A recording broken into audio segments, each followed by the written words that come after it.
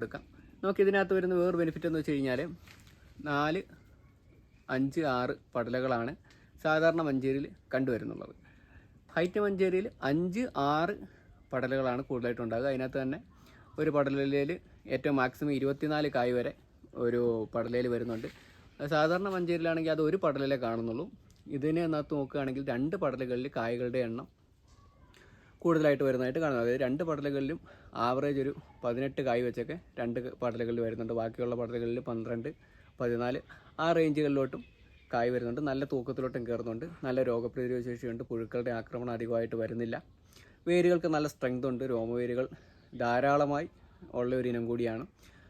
അതുപോലെ തന്നെ വേരുകൾക്കുണ്ടാകുന്ന രോഗങ്ങൾ ഒരു പരിധിവരെ കുറവാണ്. അത് ഏകദേശം ഒരു ചെറിയ രീതിയിൽ മണൽപ്പറ്റുള്ള സ്ഥലത്താണ് നമ്മളിപ്പോൾ ഇത് നട്ടിരിക്കുന്നത്.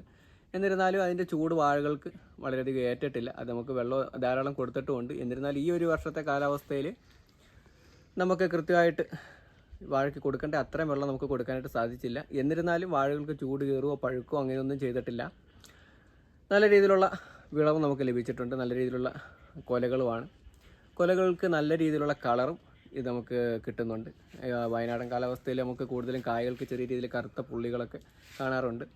അങ്ങനെയുള്ള പുള്ളികളും